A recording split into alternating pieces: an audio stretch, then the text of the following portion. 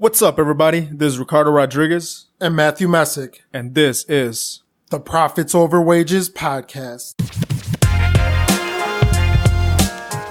Welcome to another episode of the Profits Over Wages podcast, where we do weekly interviews with highly successful business owners and entrepreneurs. We discuss life, business, and entrepreneurship to bring forward the lessons learned from success and failure, and most importantly, have fun while doing it. On episode 46 of the podcast, we sit down with Fernando Angelucci. He's the founder and president of the Titan Wealth Group, which specializes in sourcing off-market investment properties for active real estate investors with a focus on self-storage development and acquisitions alongside short-term rentals. On this episode, we talk about how to wholesale real estate like a boss, how Fernando has been able to grow his company over 100% year over year, analyzing deals, and the current state of the market. We also talk about how to do direct mail marketing the right way, and Fernando gives us an insight into why he switched his focus to buying and wholesaling self-storage facilities. Enjoy the show. Thanks for being here, man. Yeah, really appreciate it. I think we've bought, how many deals have we bought from you so far? Three this year? I think, yeah. This year? Yeah. So far. Thank you for doing this. For those who are not familiar with who you are, if you can kind of just tell us just a little brief, who you are and what you do. So my name is Fernando Angelucci. Started in the real estate game as a wholesaler. Quickly went to becoming a landlord, did a couple fix and flips, and then now our passion is self-storage development, acquisitions and syndication, as well as short-term rentals, Airbnb, VRBO type stuff. Here, just move this a little bit closer to you. Right here? There you go. Okay. Yeah. So how'd you initially get started? Why real estate? Why not a 9 to 5? Did you go to a boot camp, or was it So this is gonna be a stock answer for everybody. My Rich Dad Poor Dad. Yeah. Come on, man.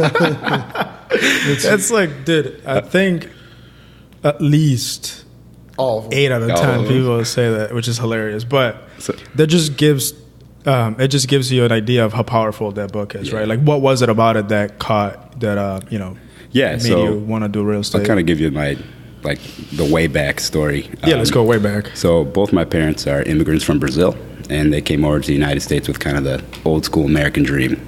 Go to school, get a job, work at that job for 40 years, retire with a pension. Obviously, that's not how things are anymore. So when I was 16 years old in high school, I picked up a copy of Rich Dad Poor Dad, and I read through it, I think in 3 days, and I was just blown away. I was just like, this is, why do I want to be an employee when, all the people that are making it are running their own businesses? The tax advantages was the biggest thing that came to me. I remember there was an example in the book of 2 people that each made $100,000 a year. One was a business owner, one was an employee, and then he went down the breakdown of where the money went to taxes and expenses, all this other stuff, and then at the end the business owner kept a majority of his money. Yeah, what is it when you're an employee? You get you get paid, you pay taxes, all your expenses, then you actually get the money that you get to keep. Then you invest that money, right, and then you get taxed on that again. And then as a business owner, you get your money, you spend it, then you pay taxes. Right. So it's you completely invest, backwards. You spend anything that's left over, you pay taxes on, which because of my accountants is very little. So, so that was the biggest thing that caught your eye when you read that book, just the tax advantages and just the whole different mindset shift. Right? Yeah, and then also just the freedom of time. It's as an employee, you exchange your time for money, whereas when you're a business owner or an investor, you make your money work for you, which frees up your time. Right. No, definitely. I mean, we're sitting right here in our house that we rehabbed, and we didn't do absolutely anything here. I think I came here 20 times over 6 months, and each time was for 10 minutes just to look around. Just to take a picture and post it on Facebook. That's what I do. Yeah. But the majority of the time that I spent on this was when we got under contract, and then I got a JV partner, and then I had 5 days to raise $70,000. And I just spent 12-hour days just emailing and texting, calling everybody. Then I got it the night before closing, and then it closed, and then I didn't really do anything after that. Right. So it goes to show the power of leverage, right? And that's the entire thing about being a business owner. You leverage your time or other people's time too, so you can do other things or grow your business or just not be here 40, 80 hours a week. Right. So I after reading that book, I went to my dad and I was like, I think I just want to be a business owner. I don't know if I want to go to college. And he was like, over my dead body, So he forced me to go to school. I got an engineering degree. But all throughout college, I just started reading through Robert Kiyosaki's like extended series. He has all these cash flow quadrant. Yeah. So all the purple books are the baseline books, and then if you want to get more advanced, he has the advisor series like Tom Wheelwright, Tax Free Wealth. There was his property manager wrote a few. His attorney wrote a few on how to structure businesses. So I was falling in love with it. And then by senior year of college, I already started going to like the seminars and the boot camps. Any money that I can scrounge together, I would spend on the real estate education side. And then ended up getting a job with a Fortune 50 company, moved me out to Iowa. And within 6 months of being in Iowa, I already started wholesaling. 13 months in to my 9-to-5 with this Fortune 50 company, this great company, I quit because I already doubled my income. In the two weekends and the weeknights that I was working on the business, I was making as much as I was working, close to 80 hours a week at the 9-to-5. Or for me, it was like a 5 to 9 because I had to travel a lot. So you were wholesaling a lot. Yeah. So started. Was it like anywhere or just in Iowa? So in Iowa in the beginning, yeah. I didn't start with the virtual wholesaling until later. So started just wholesaling stuff around Des Moines, and then immediately started raising capital. I had a really great investor that believed in me, even though I had no track record. Shout out to Paul Hopkins. He helped me buy our first 5-flat. We cash flowed it for probably, a year and a half, and then sold it at a profit. That's when I started to see the power in passive income. Yeah. Wholesaling is great, but it is still an active job. I mean, you have to be right. If you stop, you don't get paid. You don't get paid. Did a few flips while I was out there, and then just like any good friend does to his other friends, you compete with each other and constantly make fun of each other. So, my now business partner and best friend Stephen Ware. At the time, he was working a marketing job in Chicago, and I started sending him pictures of my checks every time I got paid. And, that's hilarious. And then after, I don't know how many times I sent it to him, he just like, I'm fed up with this. Like, either teach me how to do this or stop sending me this. I'm quitting my job like next week. And then so he started up the Chicago market. At the same time, I started up Indianapolis while still living in Iowa. And then Steven just started killing it. And he said, man, I really need you here. Let's combine our companies. Move back to Chicago. There's so much more opportunity, because Des Moines, Iowa, the MSA was like 600,000 people, the metropolitan statistical area. Indianapolis was maybe like 1.2. I believe Chicago's MSA is like 9.3 million. That's just more houses to get under contract. Right. It was crazy. In Des Moines, the competition was so fierce. I would send out mailers and I would show up to a showing with the seller, and it would be me and 4 other wholesalers, and then 4 of my cash buyers were also there competing against my price. So like I would never win. It was so difficult, So we moved out to, or I moved back to Chicago about 2 or 3 years later after moving out to Iowa, and then our growth here, we started to really take a business approach to it as opposed to kind of like a hobby. So read some really great books. Traction by Gino Wickman. Rocket Fuel is the follow-up to that. We read The E-Myth by, I believe it's Michael Gerber. Yeah, it's one of my favorite books. That's an amazing book. And that really helped us kind of systematize our business, kind of do the McDonald's model, write everything down. Everything's in your head, but what if you're gone? How's your business going to continue? So as soon as yeah, exactly. So as soon as we started that, we started experiencing over 200% growth year over year. Last year's fiscal year, I think we hit close to 700,000 just in wholesaling revenue, which is pretty good for something that most people think is just kind of a hobby, but it pays all of our bills and allows us to do. It's because a lot of people, it's entry level, right? Yeah. So when you talk wholesaling, a lot of the time it's like the first thing that people get attracted to because it seems like it's not very capital intensive. Right. I mean, going back to the days of Carlton Sheets, the no money, no credit strategies. I mean, the way I started my business was when I was wholesaling, as soon as I quit my job, I wanted to really kind of take it up to the next level. So I don't recommend a lot of people do this, but I pulled out, close to $96,000 in credit card. In one night, I applied for like 64 credit cards. I got like the first round, I think I got like 12 approved. They came a week later, and then I wrote cash advance checks into my checking account, and just like all of a sudden you're a 23-year-old with, I think it was either like 22 or 23, and I had like $96K in debt already, like on credit card debt. And then we used that to start paying for the marketing. I lost like $30K immediately. Like in the first like couple of weeks, it was like, and that's gone. But they say if you want to grow, you got to fail fast and fail early. You look at all the people that are super successful right now. Nobody has ever been like, "Oh, I've never lost money in my life." Right, Anybody that says that's a liar, So, but that was good. We scaled it up, and then when we came here, the nice thing about starting with the wholesaling is, in the beginning, you're not going to know what you're doing, but then you get feedback from professional investors and buyers being like, "Hey, this is not how you underwrite a multifamily rental," or "Hey, your rehab numbers on this fix and flip are wrong because X, Y, and Z," and you learn as you go. And that's the tough part, because a lot of the time, most of the people that get in, like I was saying, most of the people that get into wholesaling are people who have never done a flip before, or because that's the entry level thing. In real estate, they've never done a flip before, so trying to estimate a rehab. I mean, when we first started, our rehab numbers we started wholesaling too, and our rehab numbers were just, I'm sure they were way off. The first wholesale deal we ever got under contract, I just like reached out to like 10 people on Craigslist, like contractors. I think like 5 of them showed. Only like 1 or 2 gave me like an actual estimate. Yeah. And then I found out like years later that I'm like, there's no way. It was like, they gave me like, it was like 50 or 60, and like real life it was probably like 100. Oh, like, he's rehab. And I was like, what the, those guys didn't know if like, and I sold that deal too, and I'm like, whoever bought it was like, I don't know what happened with it. I remember my first fix and flip wholesale that I got under contract. I did not end up selling it because I was just so off.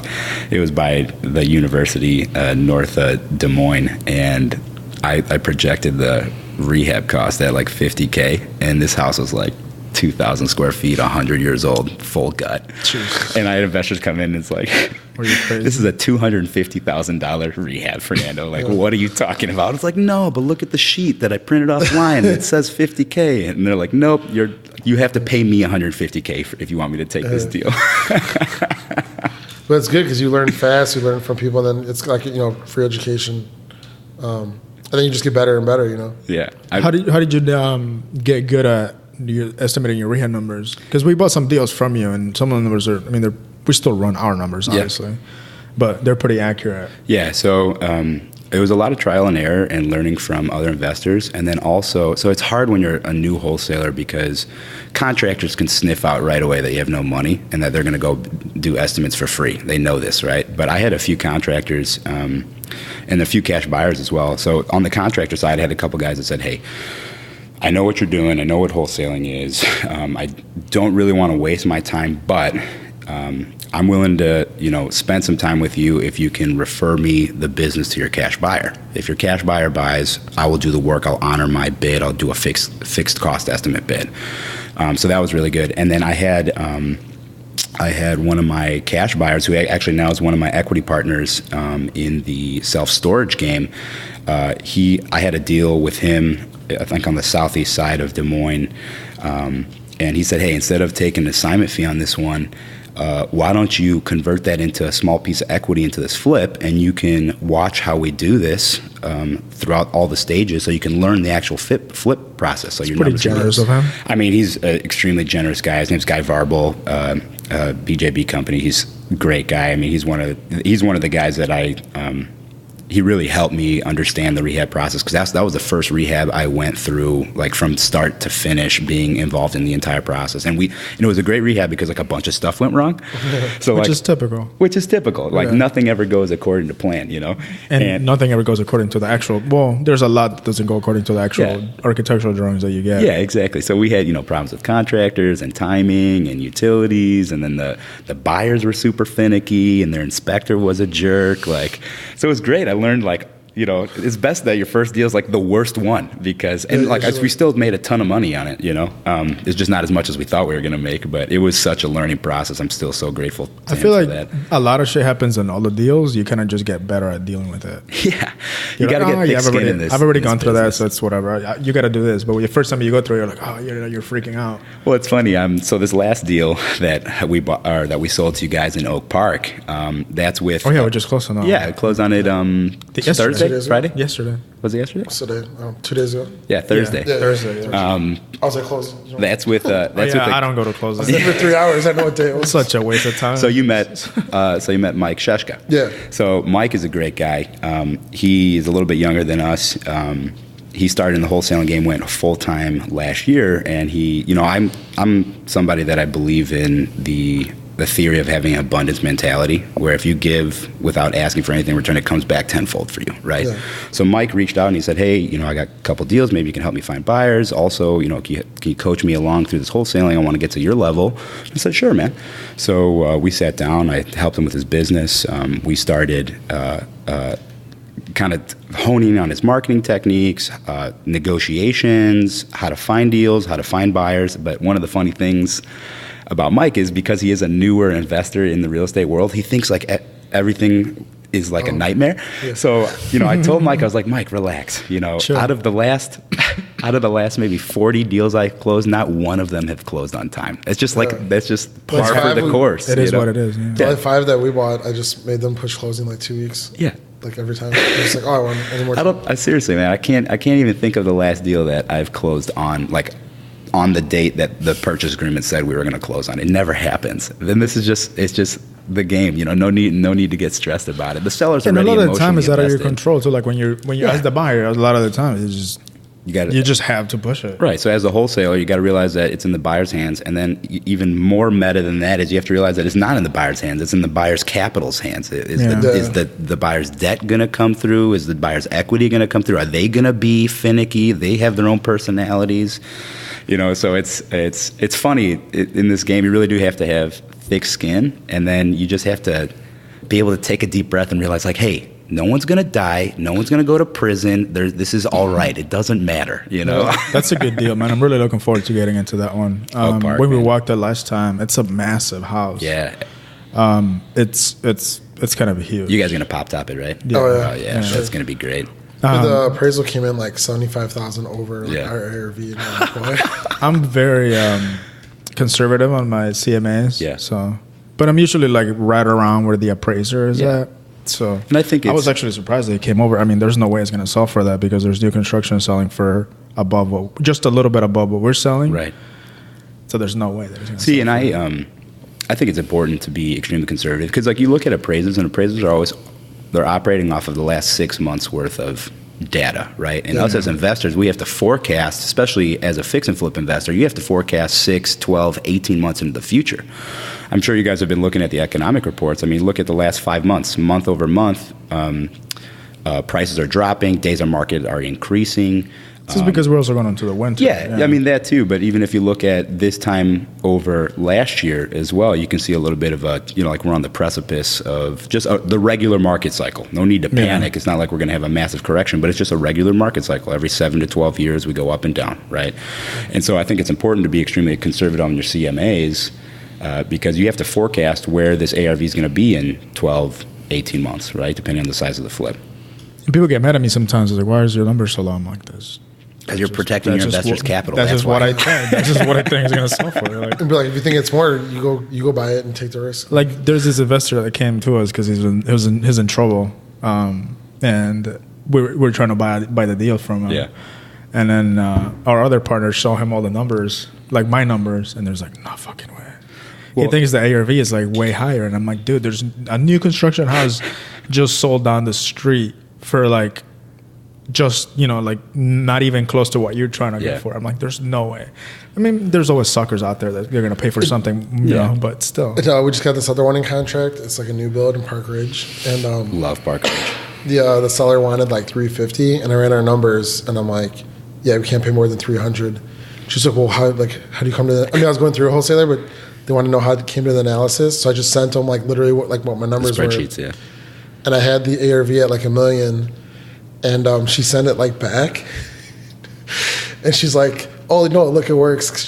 She kept hers at $350, and she just moved like the million. It's like $1,050,000. I'm like, "Oh yeah." I'm like, "Yeah. If you can just raise the price and it'll just sell for that." I'm like, "You can't just tell a buyer like, hey, just buy this for $50,000 more," because there's two like legit comps that were like that's literally $1,300,000 and $1,600,000. So like it's not going to sell for more.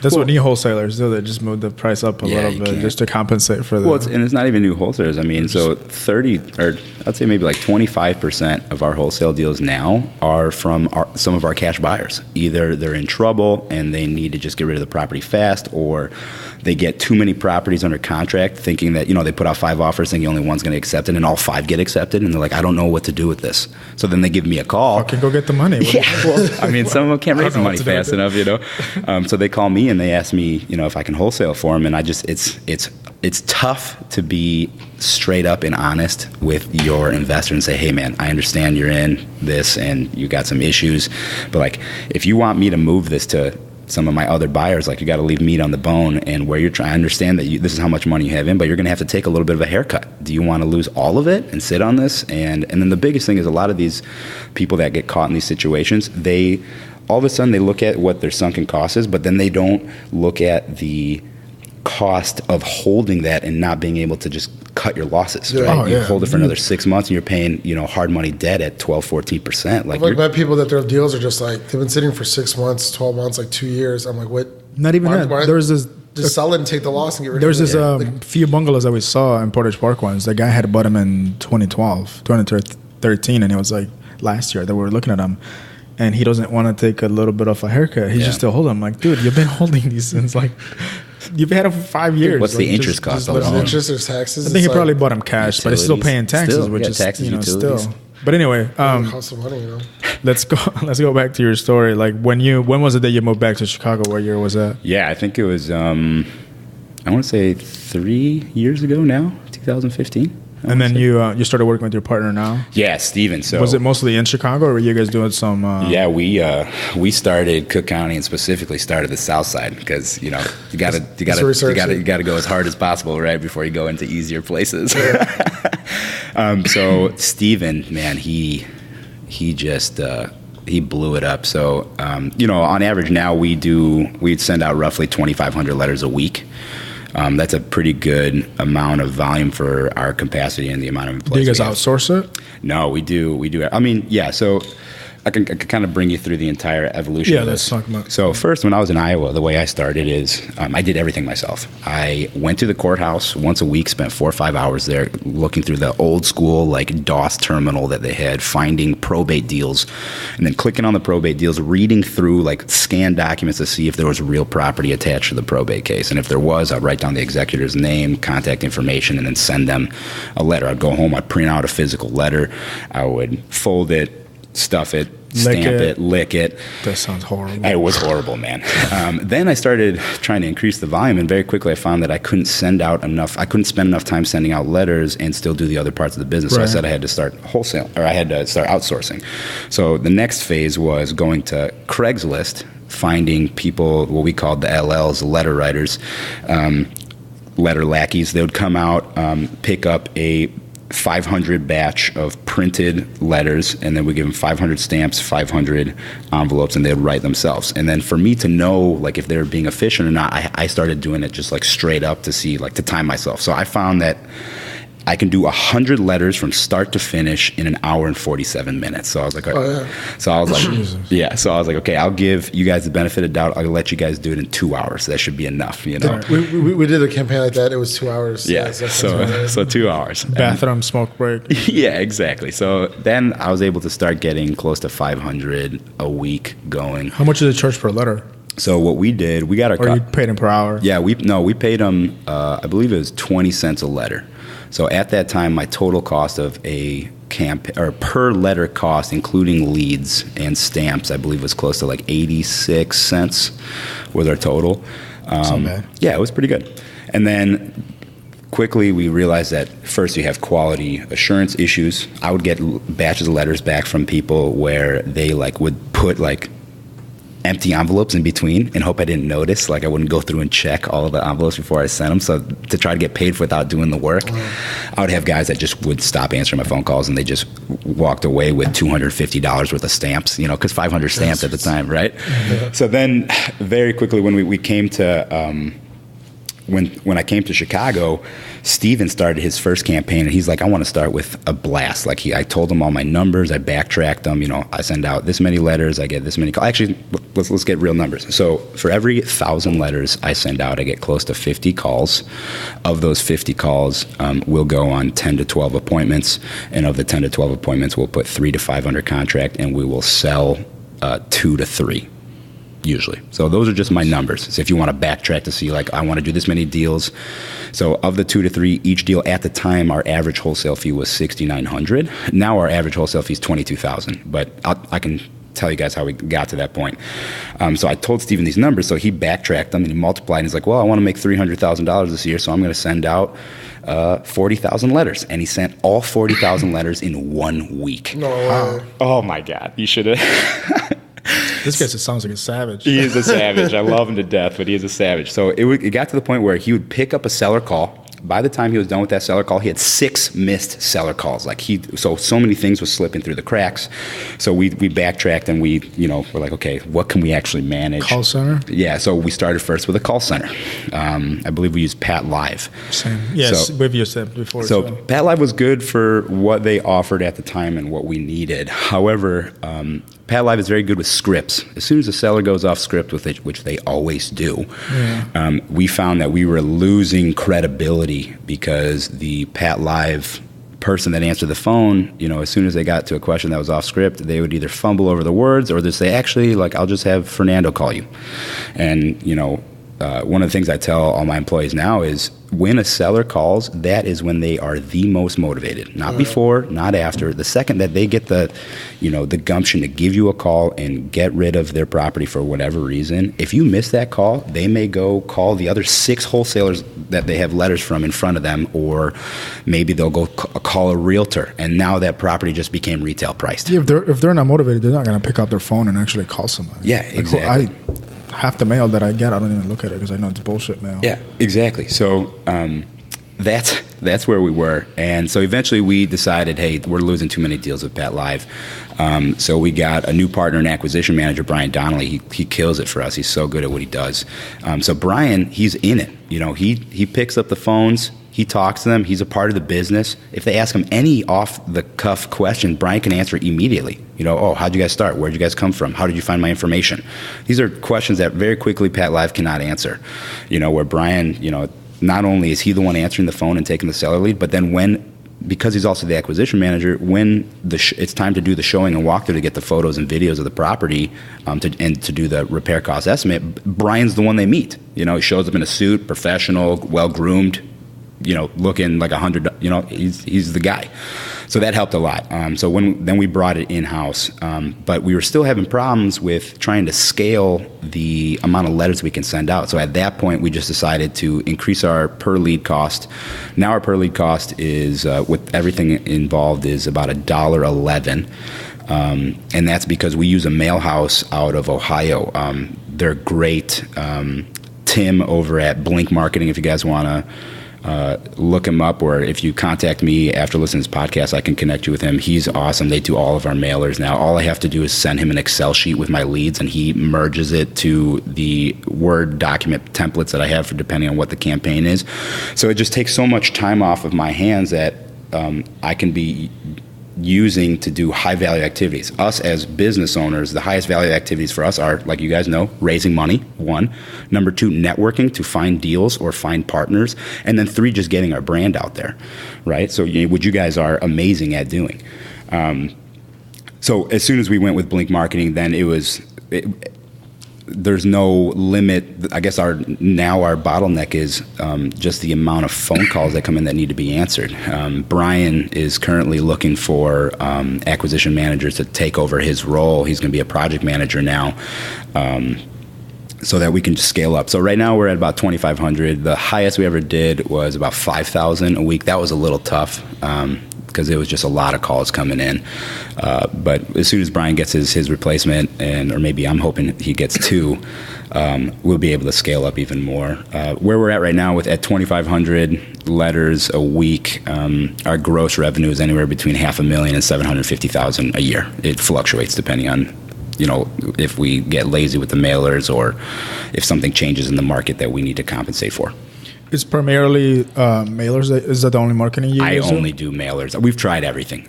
So my background's in engineering. I'm a science math guy, numbers. Steven's background, which is why he compliments me so well, he's advertising, branding, and marketing.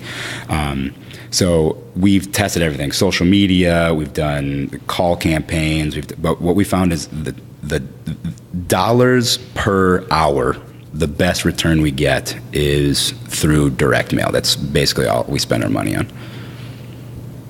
That's good to know. Like, even like the road signs, you guys have tried that? See, again, with the bandit signs, think about just the logistics of it. Are you going to go put them out yourself? How many hours does that take? How many bandit signs? Are you going to have to deal with local municipalities calling you and try to fine you for putting up bandit signs? We've done that. Okay, now maybe you pay somebody. But then again, you have quality assurance issues unless they're an employee full-time. Most of the time, they're contract basis, 1099. They'll slack off. Maybe they don't put it in the right places. We do get good deals. They won't even actually put them up. Yeah, they won't put them up. We have gotten good deals from bandit signs, but what I focused on, what I realized in the Chicago market is there are a lot of wholesalers here. There's not a lot of good ones. I can count on basically both of my hands. Yeah. Maybe one hand, all the good guys. They're all named Fernando. No, I mean, there's a lot of great guys out here. I meet with all other wholesalers just to see what they're doing, give them advice on what I'm doing. I think it's great that in our industry, there's no such thing as competition. Everybody is a potential partner. So what I realize is instead of focusing on the sellers super heavy and kind of neglecting the buyer side, I focused on the cash buyer side extremely heavily. So we have about 6,300 cash buyers now in the Chicagoland area. And what I've noticed is the guys that are doing the bandit signs, sometimes they can't get deals done. And they know who I am, so you know what they do? They call me and say, hey, Fernando, I'll give you 50% of the wholesale fee if you can move this to one of your buyers. And usually it's them marketing it for 3-4 weeks. They're coming to the end of the contract. They can't get it done. And then they call me and I get it sold in less than 30 minutes, especially if it's a good deal. That's what just happened with the Oak Park one? Yeah, Oak Park. That's happened with Granville. That happened with Hood. Those are all partnered wholesale deals. Yeah. Granville's going to be sick, dude. That's a huge house. I cannot wait to see when that we just got done. the proposed. I just sent back the red lines for the proposed plans from the architect. It's going to be an awesome house. What are you guys doing with that attic up there? What attic? Wait, Grant? No, that's that's Hood. Yeah, that's right. I'm sorry.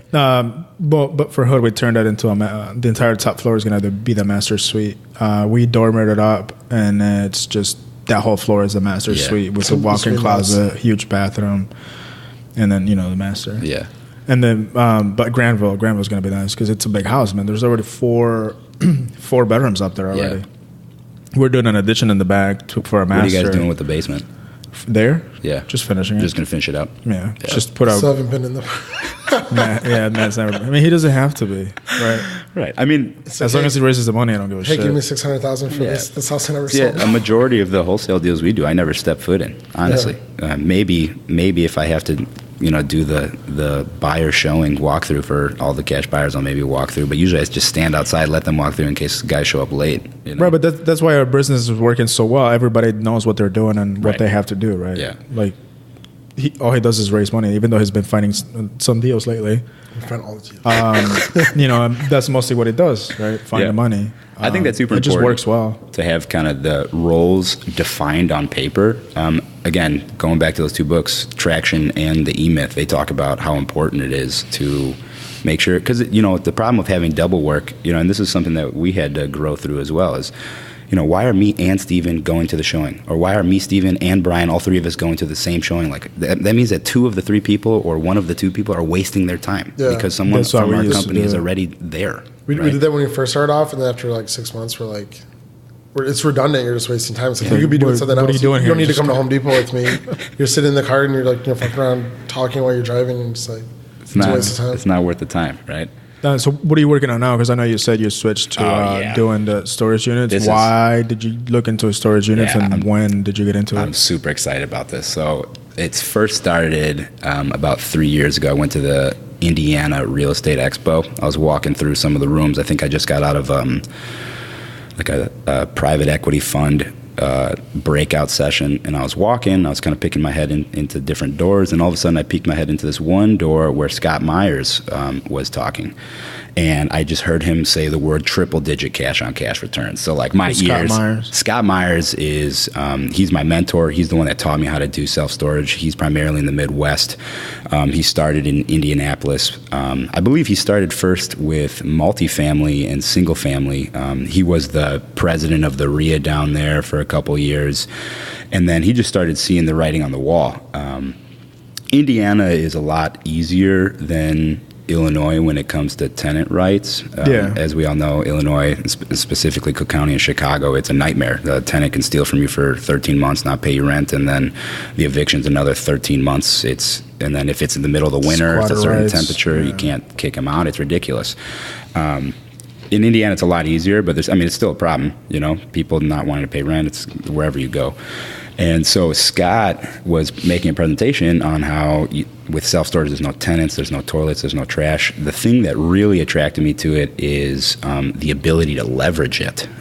So historically, when you look across multiple real estate cycles, and we're fortunate enough, or depending on who you are, fortunate or unfortunate enough, that we went through one of the biggest crashes in real estate in the recent past, so we can see how different asset classes responded. And when you look at self-storage compared to maybe multifamily or single family, when the crash came, it actually took only a little bit of a bump, and then it very quickly recovered. And the reason why is you look at who are the people that rent self-storage. These are people in transition primarily, and then also business owners. So when people are downsizing their house for whatever reason, or they're moving, what are they going to do with their stuff? They're not going to throw it away. It's very hard for people to get rid of their material possession, especially if it has emotional value. Right. So they put it somewhere. Yeah. So they store it, and then the nice thing also is when it's an up economy, people like to buy shit, and they also store that. And, sure do. And it's one of the things where the rent is so low compared to your other monthly costs that you kind of set it and forget it. We just purchased another facility 3 weeks ago in Yorkville. It's a small facility, 133 units. We have tenants that have had multiple units for 5-6 years just on auto pay, and we're reaching out telling them that we're the new owners, and some are like, we forgot we had this unit. It's like, well, you've been paying every month for the last 5 years. So it's like a $20 gym membership. It's just there. It doesn't mean that you're going to go to the gym, but it's $20. So it doesn't kill you. So to get back to why the leverage is so great, because it historically is the lowest defaulting asset class within the real estate realm, banks look at it as safer money than, say, a multifamily or a single-family property that can be, much more affected by economic downturns, upturns, catastrophic events like, Hurricane Harvey or Florence. Those are destroying properties. All of a sudden, a bank has leverage on a property that's now completely flooded and just messed up. I mean, how are they going to get their money out? No one's going to buy that. If they are, they're going to have to take 20, 30 cents on the dollar, right? Yeah. So that's one thing. The banks love it, just conventionally. The second thing is because it's also considered a business, so it qualifies for SBA financing. SBA financing is some of the most insane leverage I've ever seen. It is a pain in the ass, I don't care who you talk to. Most people, if somebody's trying to push SBA financing on you, they're going to say, 60 days. No, just assume 180, right? But if you know that, you can get deals where you can have as low as 5% down in the deal, because SBA not only has a very low down payment, 15%, but they also allow for a seller carry. So you can, I was talking to another investor that was buying facilities, and he had a deal where he did the 15% down, and then the seller carried 10% back for 3 years. Like, the guy had 5% in the deal. No wonder it's easy to get the triple-digit cash-on-cash returns, because you have no money in the deal. Right. Not to mention that we have some banks where they don't even do a SBA. It's just one of their own portfolio loans that they hold in-house, where it's a 20% down, 30-year amortized commercial loan. So not a 5-on-20, not a 5-on-25, a full 30-year amortization, and that bank pays for all the due diligence, the phase 1, the phase 2. They'll pay for the earnest. They'll put the earnest money down for us. It's crazy because they believe in the asset so much, So that's why. So it just makes sense for you. It just makes sense. Not to mention, you can see where the where the big money's going. If you look at, just recently, in the last 5-6 years, Forbes and Money Magazine have really started to get on this asset class. But there's investors that have been cash flowing off of this for 20, 30 years. The mid 80s is when it really kind of started picking up, people building a lot of these facilities. How'd you get your first? What's your first storage unit? Yeah, so we did wholesaling in the beginning, just because we hadn't gotten... Wholesaling storage units? Yeah, so it's, wholesaling single-family homes and stuff is great, make 20, 40,000 here, but you can wholesale storage units and make 100, 150,000 pretty easily. How do you find them? It's the exact same way I find single-family letters. So actually, I'm starting a new mailing campaign next weekend. I'm sending out to, I believe, 9,000 mom-and-pop owners. Mom-and-pop for me means that it's not a branded self-storage facility like a Public Storage or a Life Storage, and that owner owns 2 or less facilities, so they're not a sophisticated operator. It's like a family business. Yeah, family business, right? Because the way that this started was, it was a secondary source of income. It wasn't the primary source. So somebody would have like a retail shop with land behind the retail center, and they would just put up storage. Or very common is somebody had farmland, and they would parcel off, 3 to 5 acres and put up storage next to their farm for people in the local area to, store whatever they had. So you still have a lot of these mom and pop owners. And another great thing is the ability to get seller financing. So you don't even have to go to the banks and, sign away your life. Right, because they don't mind selling it, but they also don't want to lose the income from it. They don't want to lose the income, but then also you got to think about the capital gains. When some of these guys, when they were built, I think about it. What is a self-storage facility? Concrete pads, corrugated steel walls, maybe cinder block walls, corrugated steel roof. It's not, the materials aren't very expensive. Now they're becoming a little bit more expensive because of everything that's going on in the political climate, but we had sellers that we negotiated seller financing terms on, where they had built this facility for like $75,000 30 years ago, and now it's being appraised at $750,000. They didn't want to take that massive capital gains and depreciation recapture cost. Yeah. So they would ask us, "Would you mind if we did this in an installment sale?" And I said, "Yeah, would I mind? I'll take you out to dinner." Like, are you serious? Come on. So we'd get deals where we would negotiate 10% down, interest rates super low, 4 or 5% interest only for 3 to 5 years. And the nice thing about self-storage, it's such a dream loan. They're everywhere. They're everywhere. I don't know if you guys have seen some of my single-family or multifamily deals. We negotiate those terms on a lot of those as well, kind of saying like, hey, would you like to make more money? Instead of me paying this interest to the bank, what if I pay you the interest? How would you feel about that, right? And it's an easy sell. Nobody wants to pay capital gains tax. Right, exactly. You spread it out over a couple of years instead of taking the hit all in one year. So these seller finance terms were phenomenal. And the nice thing about self-storage is it's also a commercial asset. So instead of it being appraised based off of similar facilities selling, it's appraised based off of its income, its net operating income. Yeah. One of the reasons we really love self-storage is because the ability to increase the income very quickly is phenomenal. I mean, this facility we bought 3 weeks ago in Yorkville, we bought it at a 7.75 cap rate. It's at 100% occupancy, which is a red flag. I mean, it's great, but it's a red flag. If you're at 100% occupancy, that means your rents are way too low. Right. Usually in the industry, stabilization is considered 85 to 90% occupied. That's where a bank will underwrite it as fully stabilized and give you full value, or a buyer will give you full value for that. When we did our due diligence, we found that not only were the rentals depending on the size of the unit, between 25 and 40% below market, but the guy has been operating this facility for 30 years, off of some DOS system he built. He doesn't have a website. The way that people pay is every month he mails out physical statements, and they mail him a check back. You can't even find him online. It's crazy. So immediately I'm thinking, okay, value add opportunities. We come in, we build a website, we start marketing it, we bring it into the 24th century. ACH payments. Yeah, exactly. ACH, credit card. It's a lot easier to put something on a credit card than it's to hand over physical cash. That's so crazy. Not to mention, there's all these other additional revenue streams that you can add. You can sell tenant insurance, where the insurance company will give you 80% of the premium back when you sell their insurance. Or you can sell boxes and moving trucks, and U-Haul will do all the work, virtual pickup, drop off with lock boxes. You don't have to do anything. You get to keep a portion of that income as well. You can sell business services.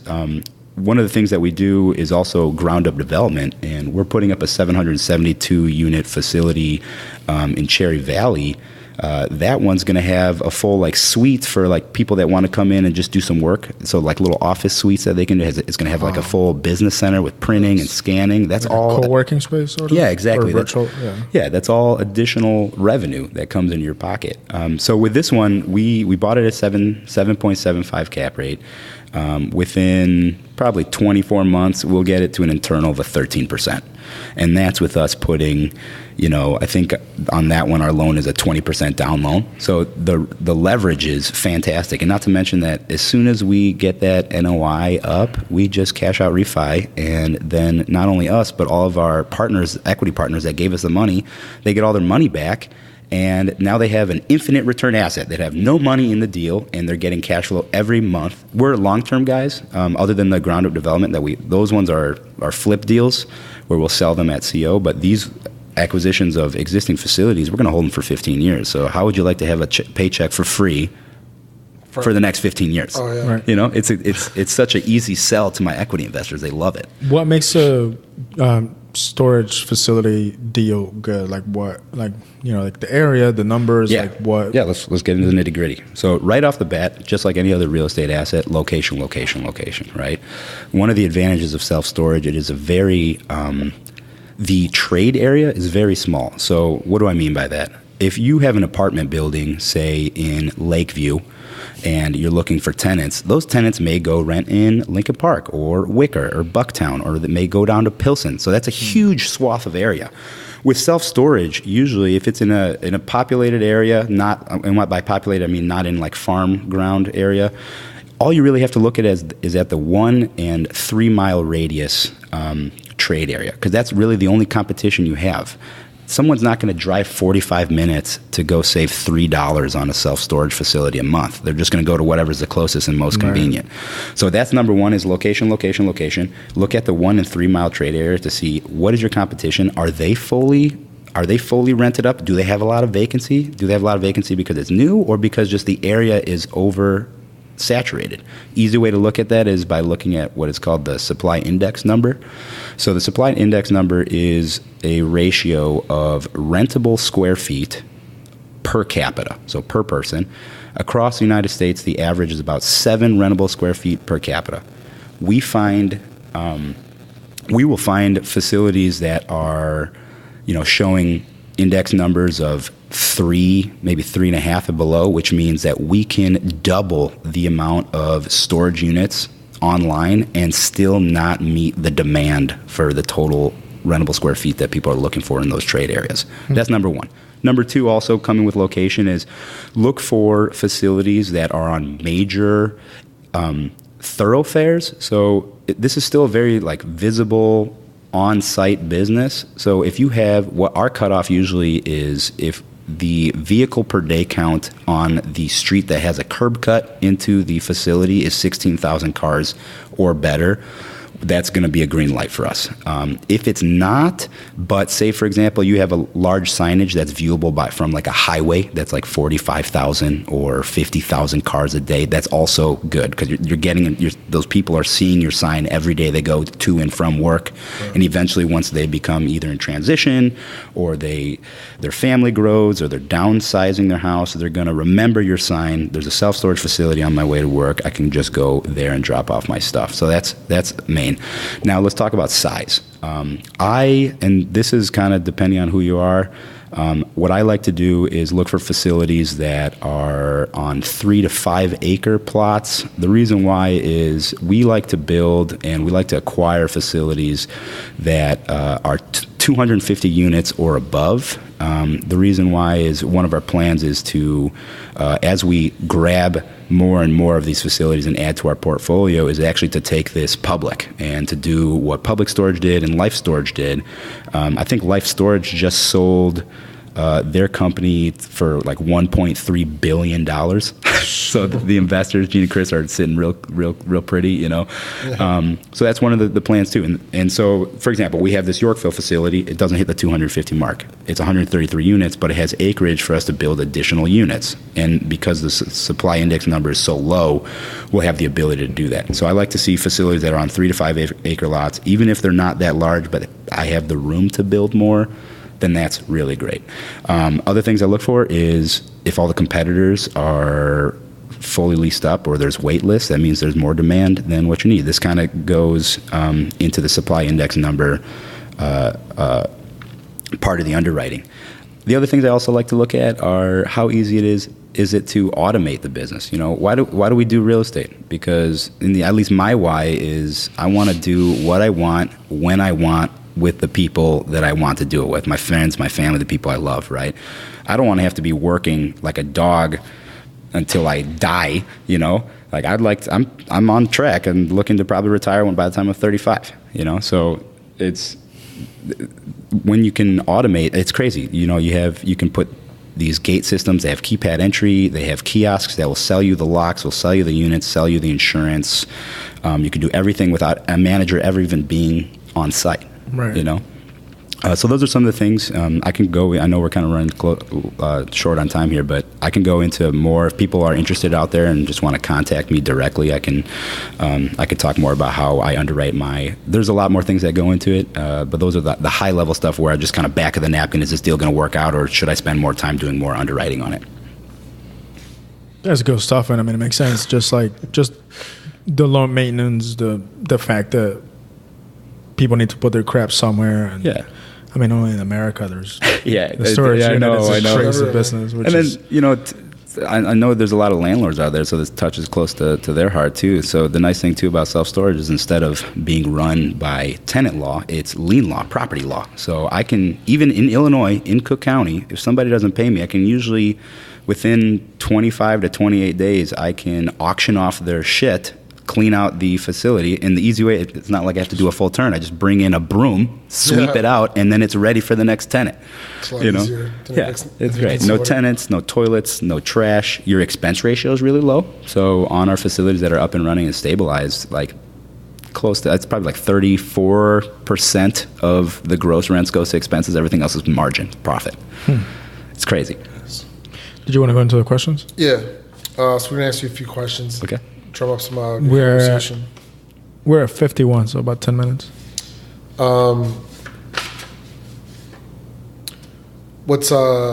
would be like one piece of advice that you give to somebody just starting out in real estate?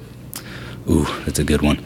I would recommend finding somebody that is doing something that is where you want to be in 3 to 5 years, and then offering to work for them for free. That's how I started. There was a wholesaler that took me under his wing when I was in Iowa, and I asked him, hey, I want to learn from you. I'm willing to work for free. What do you want me to do? And I would have to get up at 5 in the morning. Not have to. I got the opportunity to wake up at 5 in the morning and go put door hangers on neighborhoods. And then I would ask him, the only thing I ask is, I'll work for you for free, but you have to tell me why I'm doing the things I'm doing. Why is this beneficial to the business?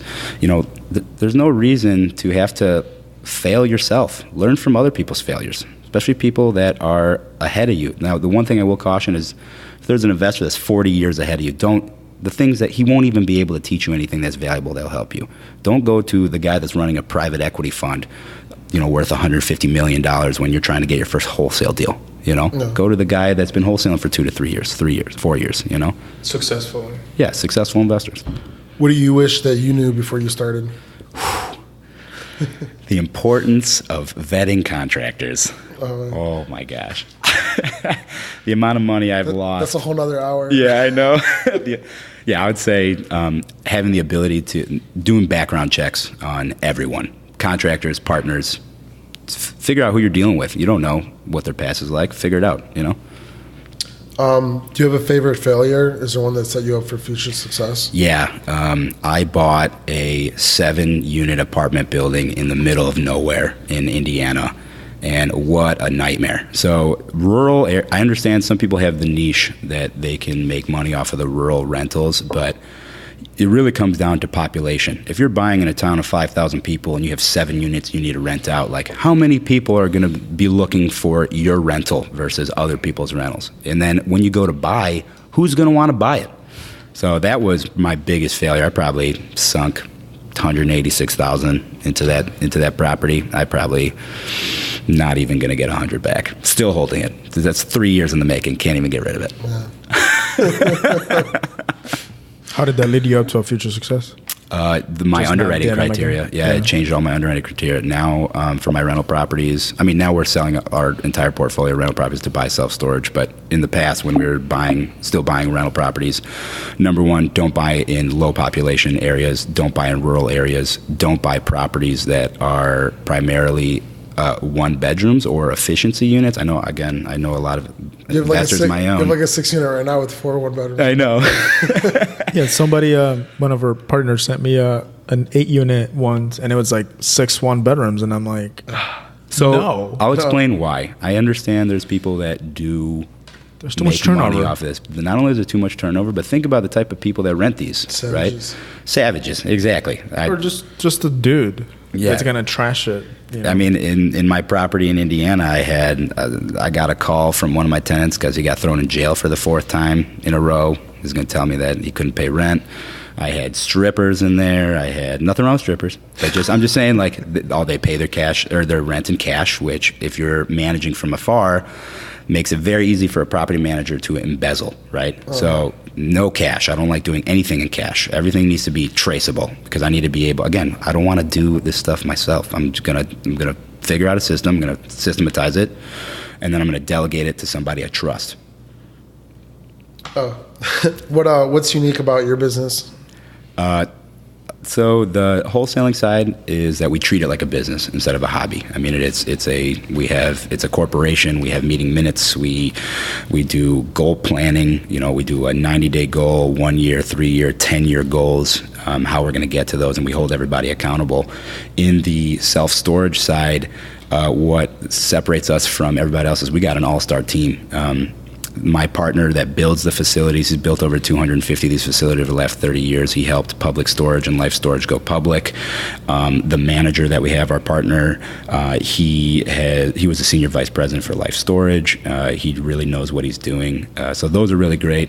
And then we also do short-term rentals. And then on the short-term rental side is we have really found a way to maximize revenue without having to put much capital at risk. Each one of our short-term rentals, we maybe have $7,000 in capital at risk, and our returns on those are close to 180% cash on cash yearly. What's the worst piece of advice that you ever got? Worst piece of advice? I've gotten a lot of bad advice. I had an investor that told me the only place to buy is in the worst areas because it takes less capital, but what I learned from my own personal investing is it also takes a lot of active management, and usually it's not worth your time. Yeah, and not only that, but you'll see numbers on paper, but unless you're factoring in, 4 break-ins, a robbery, somebody getting arrested, you're not going to make the money. I was looking at a deal the other day, a wholesaler sent me. He's like 18% cash on cash return, middle of Englewood. And I was like, where's the break-in cost? Yeah. Where's the break-in cost? Where's the tenant stealing your copper when you evict them cost? I'm moving out of the rougher areas. Now we're focusing in solid B and A markets. What is one thing that you find to be true that most people would disagree with?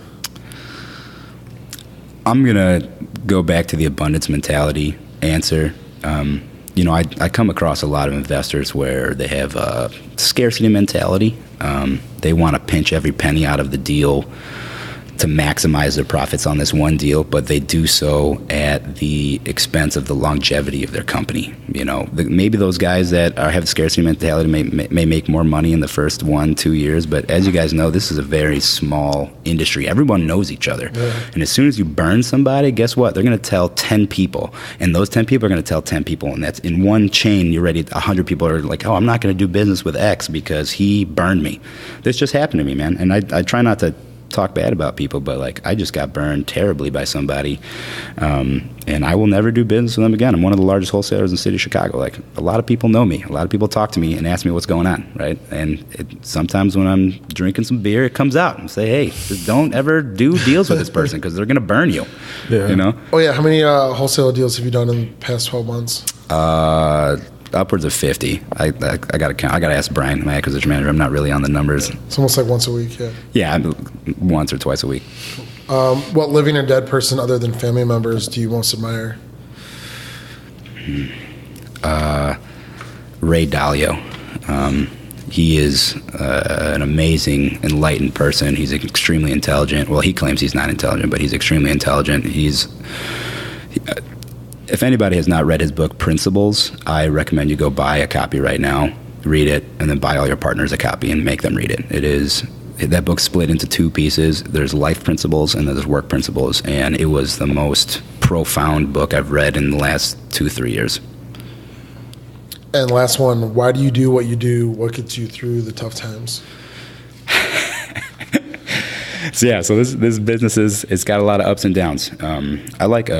I like to do, my why I already said, I want to do what I want with whom I want, whenever I want. That is what's the point of living if it's not to spend, what's the point of money if it's not to if you don't use have the freedom. To spend time with the people you love, right? The people that you enjoy hanging out with. As far as getting through the tough times, there is an activity that I do quite often that I learned from Tim Ferriss. It's called fear setting. So fear setting is you draw two lines, you number them 1 to 10 on both lines. One of them is if this decision I make, what is the worst case scenario that can happen? 0 being nothing changes, 10 being I die, 9 being I go to prison for life. Okay, and then the other line is what is the positive that can come out of it? 0 being nothing changes, 10 being it changes my world for the better. And what you usually find is we overreact to so much stuff. Like, oh my God, this property's not going to close in time. Is someone going to die? No. Someone go to prison? No. Am I even going to lose a deal? Probably not. So on the fear set scale, that's like 2. Why am I reacting and getting stress responses like I'm about to go to prison? It's not. Yeah, Michael. Yeah, Michael. We love you though. Yeah. No, that's very powerful. It's very stoic. It's speaking of stoic. If you there's a lot of books like Seneca. Letters from a Stoic? Yeah, exactly. I've read that book 4 times. It really puts your life in perspective, how great we have it. Yeah, it's one of those books that I just read maybe once every 2 years since I got it, or maybe twice a year. It's a powerful book. Is that why you're so stoic? Probably. No, that's just who I am. You are what you read. Yeah, so that's what I'd say is, life is not as crazy as you think it is. Enjoy all the good times. Live in the moment. Stop freaking out about what may happen. It'll never happen. Usually. So thanks, Fernando. So where can people find you, or if they want to learn more about wholesaling or self-storage or anything? I mean, they can contact you guys. I do this at the behest of Steven, but I give people my personal phone number. It's 630-408-8090. Call me. I always have time to talk to new investors, old investors, people that want to raise money, people that want to give me money. I don't use social media as much as I should have, but after talking to Matt at the bar yesterday, I realized that I'm really messing up here. So I promise you, here I'm gonna make a public statement to hold me accountable. I am going to start using Facebook, and I'm going to start by posting a picture of this exact session right now, and then I'll connect to your guys' page. That way, people can find me through your Facebook. Yeah. Otherwise, you're just like that old mom and pop couple that doesn't have a website. Exactly. Oh man, that's so funny. It's so powerful, dude. I'm telling you, just because people are on their phone all the time anyway. Yeah, I mean, I'm on my phone constantly. No, I don't like the new update that Facebook did, that the iPhone did, where it actually tells you like how much time you spend on the apps. Have you done the new update? No. I don't want to look at it. Yeah, you don't want to see it. But yeah, awesome, man. Thanks for doing this. Really appreciate it. You guys having me. Thank you. Until next time, guys. And that's it for another episode of the podcast. Hope you enjoyed it. One last thing before you head off, though. Please don't forget to subscribe, rate, and leave us your thoughts on iTunes. It would really mean a lot and help us reach more people. You can also find us on Facebook at Profits Over Wages Podcast, as well as on Instagram and YouTube. Until next time.